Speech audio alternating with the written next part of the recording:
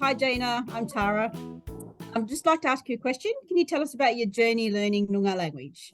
Oh, Kaya, Tara, what a great question. I didn't grow up with my language. I had to go back as an adult to TAFE to learn language, and that's where it started.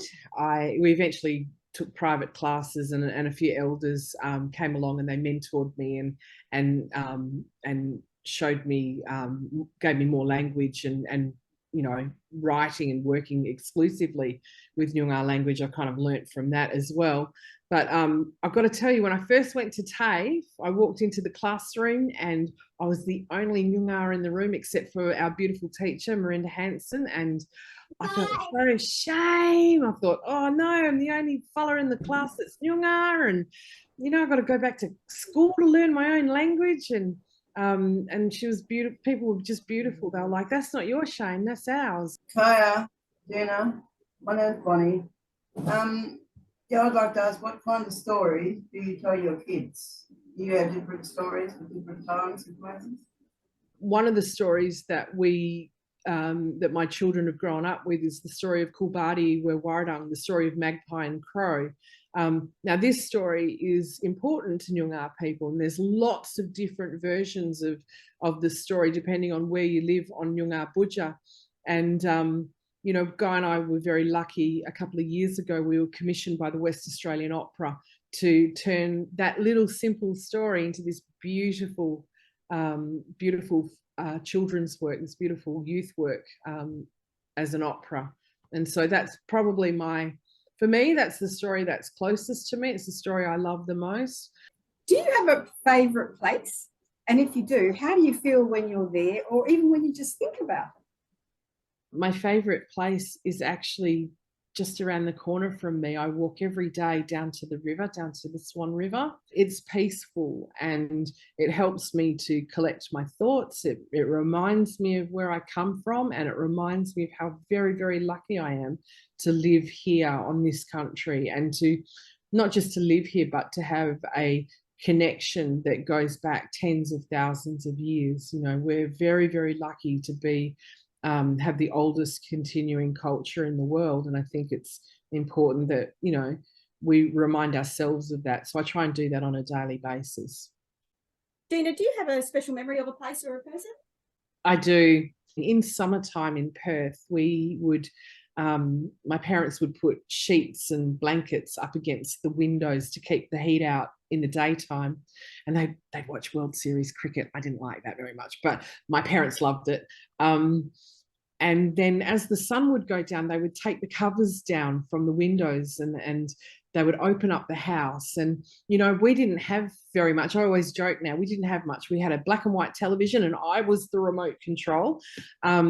We had a record player that stacked records, and my dad and mum would choose different records. And so on a blanket, we'd put a blanket out on the front lawn, and through the windows, you'd hear this music. And so on this blanket under the stars, I met Billie Holiday, and I met Ella Fitzgerald, and I wanted to be Sarah Vaughan when I grew up, and I wanted to marry Nat King Cole.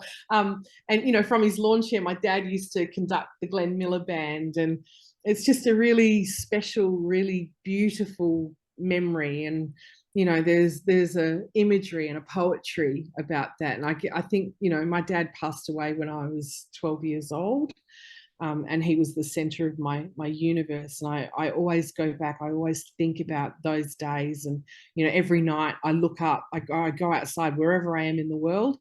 I go outside and I look up at the sky. And I remember this man who, he held no office, and he didn't break any laws. He didn't do anything remarkable except that he chose me, and he gave me this incredible gift, this beautiful love of music and literature, simply by listening.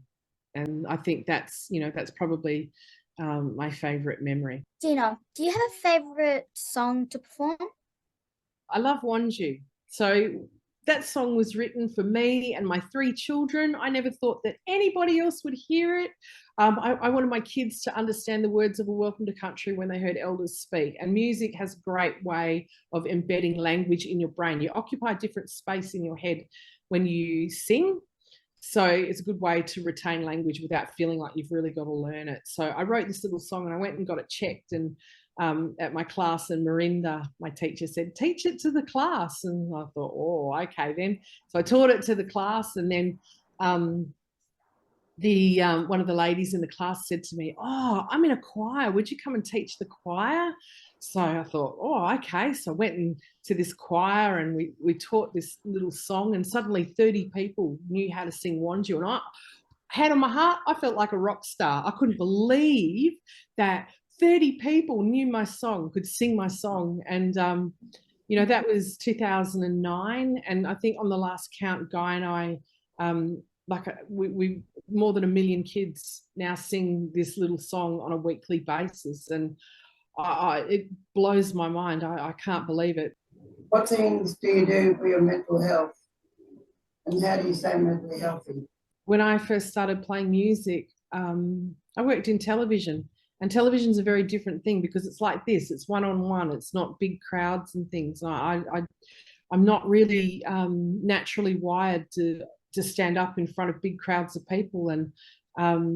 And so I used to get very, very anxious. I used to make myself quite unwell, and I'd have lots of what we would call doonafort days where I struggled to get out of bed because I was so anxious about going out into the world. And I find now I exercise, I walk every day, I go to the river if I can. I cuddle my dog. I know this sounds really silly, but my big Odin Labrador is his full name that we gave him. Odie, I tell him all my problems and he hugs me and he doesn't judge me, and I find that that's really good. I also write every day. I set myself a goal a couple of years ago to sit and to write for 30 minutes a day. So I exercise for at least half an hour, and I write for at least half an hour. And I find that if I continue to do that, art helps me to make sense of what's going on in my brain, and it helps me to stop overthinking. More recent times, I've tried to stay away from too much sugar because that's not good for us either. And I find that when you eat healthy foods, you tend to feel a bit more even, rather than when you have sugar, you go up and down quite a bit. And it's not good for your body, but it's also not good for your brain. So.